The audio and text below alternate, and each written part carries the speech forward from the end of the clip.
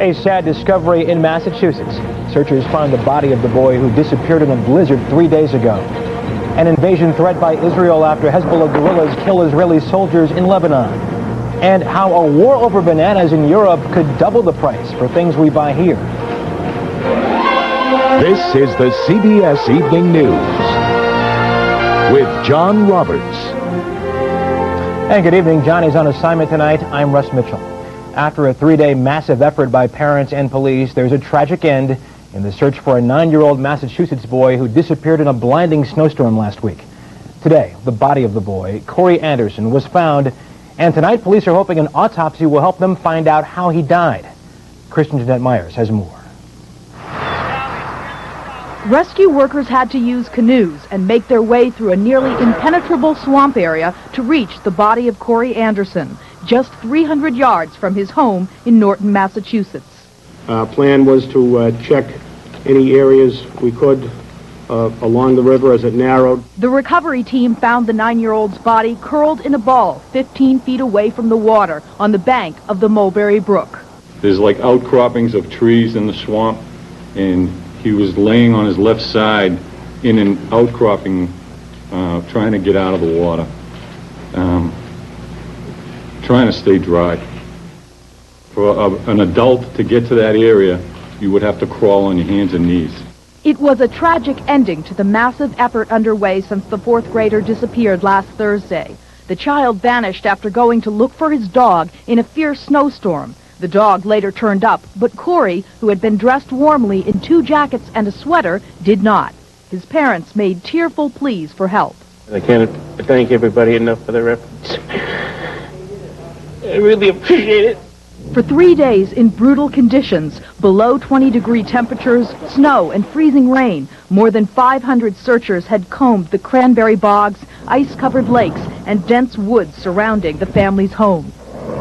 Helicopters with heat-seeking infrared devices, dogs, and horses were used in the desperate attempts to find the child. The precise cause of death remains under investigation. Kristen Jeanette Myers, CBS News, New York. U.S. State Department officials this evening are urging Israel and Lebanon to exercise restraint after another setback in the peace process. Today, Israeli fighter planes bombed Hezbollah targets in Lebanon in retaliation for a deadly attack on the Israeli military. Jesse Schulman has more from Tel Aviv. Israel today threatened a large-scale air, sea, and ground assault on Lebanon after the killing there of 4 Israelis, including an army general, by a roadside bomb. Prime Minister Netanyahu says he is left with no choice. We have no desire whatsoever to escalate in Lebanon, but neither can we sit aside and accept these criminal attacks. Retaliation thus far has come as shelling and air raids on what Israel calls terrorist targets. Netanyahu says increasing force will be used if needed. But after 17 years of occupying parts of Lebanon, supposedly to protect the border from attack, Israeli troops have no easy solutions. Less than a week ago, a crack commando unit sent out to hunt Hezbollah guerrillas fighting Israel's occupation was cut to ribbons. Israel has also tried the magic bullet of high tech, this week showing off video of the Air Force using a smart bomb to track and kill a lone guerrilla, though its value on the battlefield seems debatable. Tonight along the border, civilians have been ordered into bomb shelters, a potent image of a nation under attack, but also a backhanded admission that retaliation is more likely to inflame the conflict than to douse it. With elections coming up, Netanyahu has to walk a fine line. If he doesn't act tough in Lebanon, it could cost him votes. But if he gets Israel into a real war there, it could cost him his job. Jesse Schulman, CBS News, Tel Aviv. You could be paying much more for some popular products if a battle over international trade turns into all-out war. Tom Fenton reports from London. It's a conflict that, beginning this week, may drive some consumers bananas. What do Louis Vuitton handbags have to do with bananas? The price of French handbags could double soon in America because of a looming trade war with Europe over bananas. That's right, bananas. They were a central issue at a U.S.-French summit 2 weeks ago. We're being quite strong about it because we do have companies involved. On one side of the banana battle are the poor workers on small Caribbean islands. They depend on guaranteed access to European markets for their very survival. On the other side are the big U.S.-owned banana companies in Central America. They already have a 70% share of the European market, but could have more if the Europeans didn't favor their former colonies in the Caribbean. Washington is backing the big fruit companies, which have been generous contributors to both the Republican and Democrat parties. Under the rules, and the United States does have the right to retaliate, and we are exercising that right. The U.S. is preparing to fire the first salvo this week by slapping 100% tariffs on fine Scottish cashmere sweaters and a range of other European exports, from Belgian waffles to candles. As trade wars go, the banana war would not be a big one. But behind this trade dispute loom far bigger problems, such as European objections to hormones in American meat or to genetically modified American crops. If this little banana war can't be settled peacefully, then the world trade system could begin to break down, and everybody, not just banana farmers, could be the eventual losers. Tom Fenton, CBS News, London. Still to come on tonight's CBS Evening News, a new report on the impact working mothers really have on their children. Also, the new king of the road, a big new SUV revs up a big new controversy. And the splendid isolation of Yosemite in winter.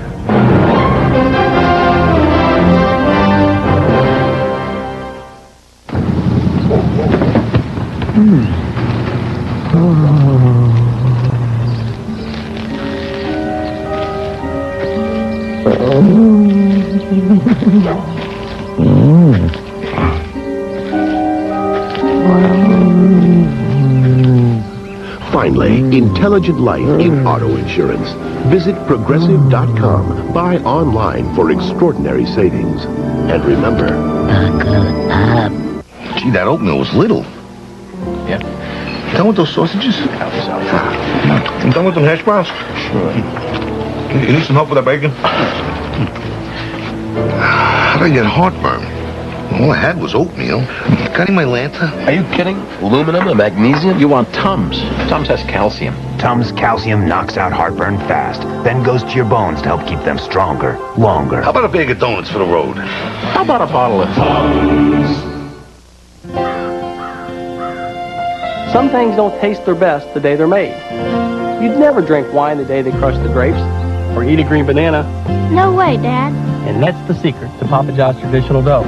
We give the yeast several extra days to work its magic. We never use dough made the same day like some folks. Nature rewards those who exercise patience. Better ingredients, better pizza. Papa John's. Try our Papa's Choice, a large pizza with your choice of up to 5 toppings for just $10.99. There is some good news this evening for mothers who work outside the home. A new study finds no significant developmental differences in youngsters whose mothers worked compared to those whose mothers did not. As Randall Pinkston reports, the key factor in raising a quality child is quality parenting. Come on, I'm going to get you dressed and then we're going to go. I have to go to Ellie's school this morning. From the time she had her first child 12 years ago, Kim Emzalog never considered being a stay-at-home mom. Now with 3 children, life can be hectic. All of them are used to the fact that I work, but I think the baby misses me the most. Emzalog, who sells advertising for a national magazine, can now take comfort in a favorable new study on the long-term impact of mothers who work while their children are young. A lot of people have been surprised because I think there is a popular opinion that mothers working does harm children. The study's author surveyed children in their adolescence, comparing those whose mothers went to work when they were under 3 to those whose mothers stayed at home. I compared them on their language development, their academic achievement, their level of behavior problems, and their self-esteem, and I found no differences whatsoever in those 2 groups of children. But the results are rejected by Danielle Crittenden, a conservative author who points to earlier research of the harmful effects on children whose mothers work while the children are young. We are ignoring children's needs and trying to reassure working mothers on evidence that is not, frankly, overwhelmingly reassuring. The study's author isn't closing the book on the subject, recommending more research on the impact of parental employment on young children. And she's also urging a thorough analysis on the quality of daycare, an issue of vital importance to any parent who works. Randall Pinkston, CBS News, New York. Ford today gave the public its first look at the incredible Hulk of the highway, its new SUV. Dubbed the Fordosaurus by opponents, the behemoth on wheels won't be in showrooms until fall, but Cheryl Atkinson tells us the controversy is already in high gear. Ford's Excursion is the world's biggest, fattest sport utility vehicle yet. For car drivers already intimidated by lane-hogging SUVs, bigger is not necessarily better. They're constantly clogging up, the road. You can't see around them. You can't get around them. They're gas guzzlers. They're just horrible. With SUVs now among the most politically incorrect but popular vehicles in America, Ford is billing the 19-foot, 3-ton Excursion as a kinder, gentler SUV. Until now, SUVs have literally swallowed up cars in accidents. What it's designed to do is prevent cars from sliding under SUVs in a frontal collision. So Ford is touting new steel beams mounted beneath both bumpers to prevent the Excursion from crushing a car's passenger compartment. And Ford insists the Excursion will be safer for the environment, even if it does get as little as 10 miles a gallon in the city. In fact, it's going to be a low-emissions vehicle, and it's going to have 43% less smog-forming emissions than permitted by law.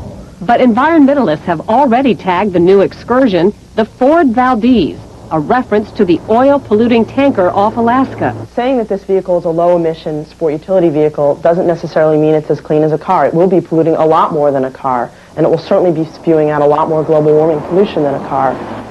Ford thinks buyers will be eager to shell out $45,000 for the new SUV giant, still measuring a foot longer than the average parking space and just inches shorter than the typical garage. The most interesting part of this Excursion may be parking it. Cheryl Atkinson, CBS News, Washington. Just ahead on tonight's CBS Evening News, kids in one state's drastic move to change the future. And later, the provocative rise of the deaf culture movement.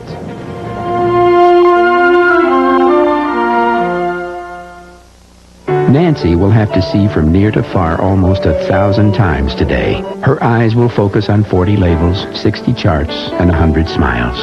And in all that time, she'll never once think about the science that allows her to focus instantly at all distances. Nancy just knows that her Verilux lenses help her see better.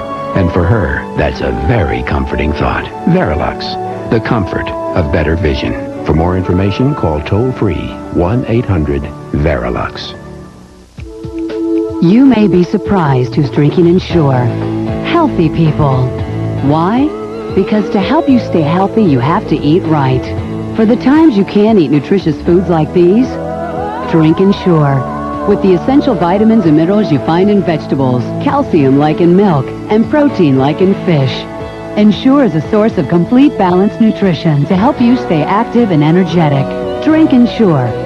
And drink to your health. Little sister, I admit it, I was snooping in your medicine cabinet last night. Any surprises? You switched to X-Lax. Yeah, Correctol works with an artificial chemical. X-Lax works with natural senna. Very effectively, too. You tried it.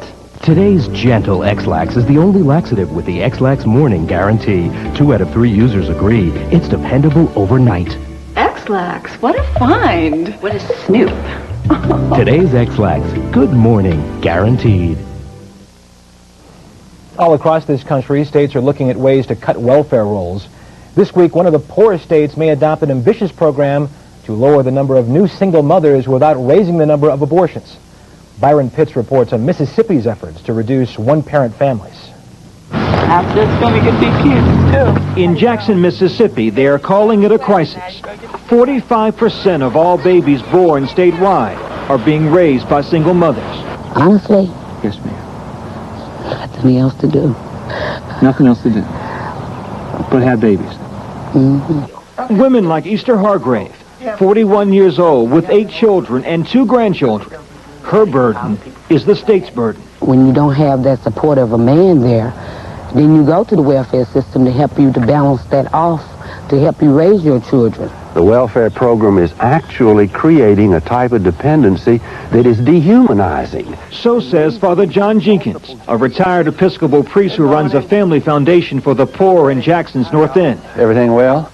Despite a job training program for single mothers, and an ad campaign pushing abstinence. It couldn't happen to me, that's what I thought. Father Jenkins admits he is short on resources and desperate for new ideas.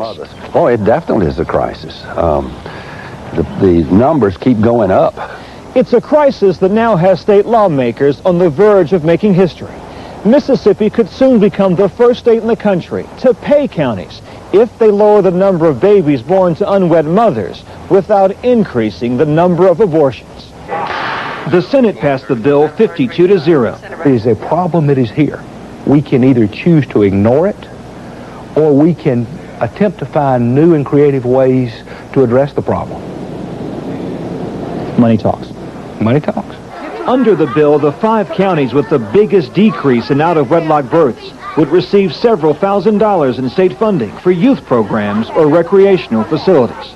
I hope the money incentive will at least give a wake-up call to some of our mayors to say, hey, this is our problem. So now Father Jenkins knows the burden's on him and others to find solutions. For him, the issue isn't only decreasing the number of unwed mothers, but increasing a woman's dignity and a man's sense of responsibility. Byron Pitts, CBS News, Jackson, Mississippi. A solemn ceremony at Arlington National Cemetery today, the 8th anniversary of the end of the Gulf War. An emotional Norman Switchkoff laid a wreath to honor the 400 Americans who died in the war. And Kuwaiti children placed flags on a commemorative plaque. The retired general spoke personally of the sacrifice the soldiers made. They were truly the best thing that America has to offer the world. I'm sorry I couldn't bring them all back to you.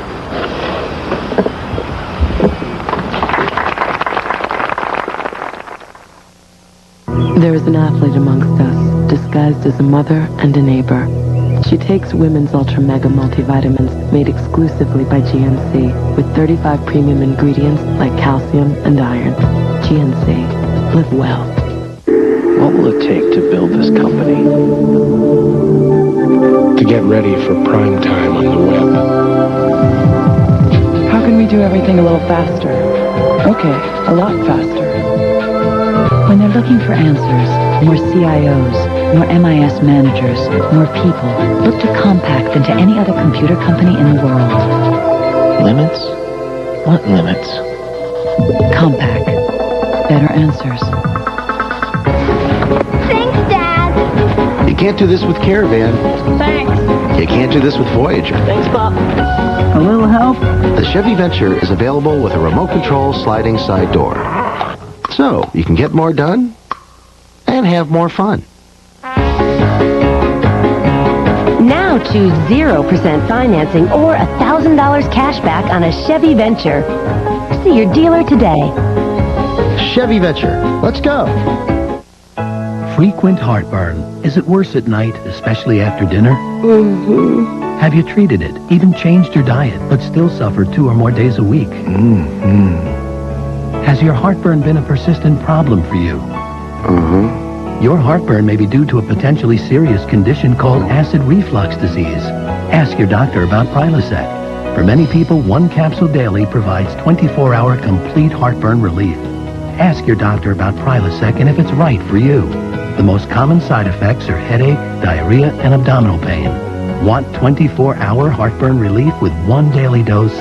Ask your doctor about the 24-hour complete heartburn relief that's possible with Prilosec. By the latest estimate, about 2 million Americans, nearly 1 in 100, are totally deaf. For years, the deaf have faced both discrimination and pity, but now that's starting to change. Increasingly, the deaf are asserting their own culture and challenging the rest of us to take notice. What does American deaf culture mean? What are the perceptions out there? How do you look at deaf culture? You're listening to the voice of a translator because Professor Rachel Stone is deaf. She's teaching a graduate class in deaf culture at Western Maryland College using American Sign Language, or ASL. We fought through the oppression, and we survived. The fight she refers to is the deaf civil rights movement, and it's the reason this class exists. At the world level, this is the moment that it happened.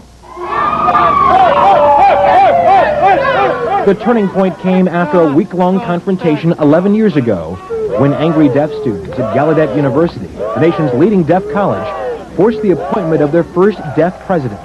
People felt energized. People felt that their self-esteem, their pride was expanding because of that movement. Now, deaf issues are as mainstream as network TV. On ER, a doctor decides his deaf son, Reese, will learn sign as his first language. That's hard. You got the hang of it.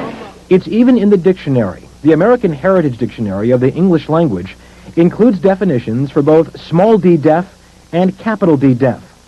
Small d deaf refers to people who can't hear. Capital D deaf assumes a separate culture and language. And people almost will never accept us. We are different, period. And they want it known that deaf people are not hearing people with broken ears.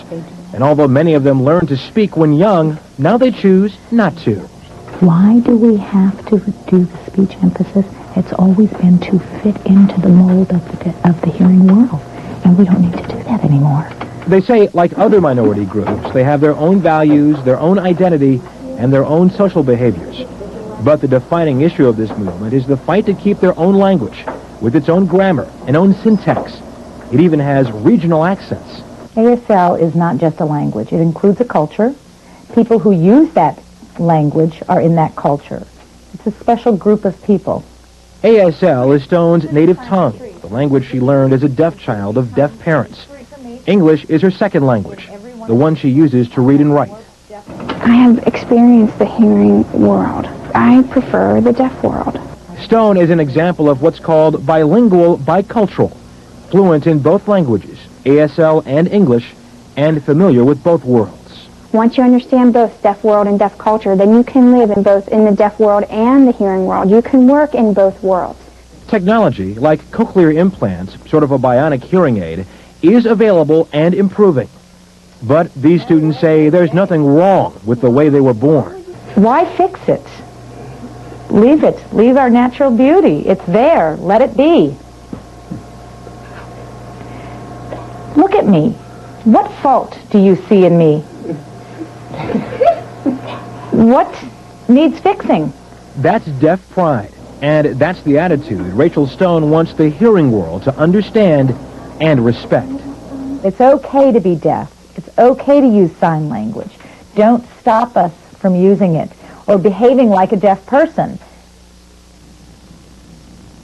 Deaf culture activists have a simple message for anyone who has a problem with their cause, and that message is, we don't think of ourselves as hearing impaired, we think of you as deaf impaired.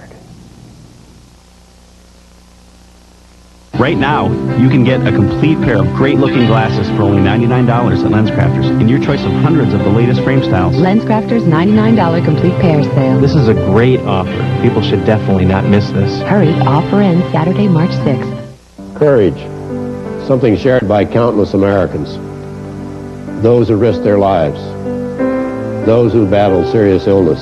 When I was diagnosed with prostate cancer, I was primarily concerned with ridding myself of the cancer. But secondly, I was concerned about possible post-operative side effects like erectile dysfunction, ED, often called impotence. You know, it's a little embarrassing to talk about ED, but it's so important to millions of men and their partners that I decided to talk about it publicly. And after all, it can be associated with many conditions, including prostate surgery, high blood pressure, diabetes, or even smoking. And the point I want to make is there are many treatments available for ED, so my advice is get a medical checkup. It's the best way to get educated about ED and what can be done to treat it. It may take a little courage, but I've always found that everything worthwhile does. There is an athlete amongst us, disguised as a mother and a neighbor. She takes women's Ultra Mega multivitamins made exclusively by GNC with 35 premium ingredients like calcium and iron. GNC. Live well. Now that baseball teams have migrated south and February is about to give up the ghost, certainly spring is near. To say farewell to winter, our John Blackstone went to Yosemite National Park, one of the most beautiful spots on Earth. Park Ranger Dave Corquette must have one of the loneliest jobs in America, spending the winter in near isolation. on skis, patrolling the snowbound high country of Yosemite National Park. Up here at 10,000 feet, the wind and snow can make buildings disappear. And our little cabin is mostly buried under snow right now. In winter, Yosemite becomes a place the summertime tourist crush might not recognize. Where we're standing now. You're on it. You're on the Tioga Pass Road, in Highway 120. This would be summer weekend? You'd be roadkill right now. In the summertime, there'd be a line of cars waiting here at the Tioga Pass entrance to Yosemite National Park. But now, with the crowds replaced by snowdrifts, just getting here is at least half the fun. With the road closed, anyone who visits this part of the park must ski some 8 miles uphill. There are no ski lifts here. Stephanie Schwartz and her friends have discovered Yosemite's other wintertime secret, the Tioga Pass Resort, a century-old lodge just outside the park boundaries. And then you ski all day, and then you come in, and it's just this most wonderful home-cooked meal that you could ever imagine. When owners Bob and Claudette Agard first opened in winter 12 years ago, they wondered if anyone would come to a hotel that could be reached only on skis. All of it, the entire experience was, we thought, why would somebody do that? But obviously they do. And they're a real hardy group. The few hundred who make it up to Yosemite's high country each winter get to share Ranger Corquette's corner of paradise. This is what it's all about. The beauty of untracked snow and just solitude, and it just doesn't get better. Somehow, the snow seems to enhance the beauty, perhaps because in winter, Yosemite is so clearly a part of nature. John Blackstone, CBS News, Yosemite National Park. And that's the news. Later on CBS, 60 Minutes looks at Washington's top lobbyist. I'm Russ Mitchell, CBS News, New York. Good night. For news 24 hours a day, CBS.com on the Internet and on America Online at keyword CBS News.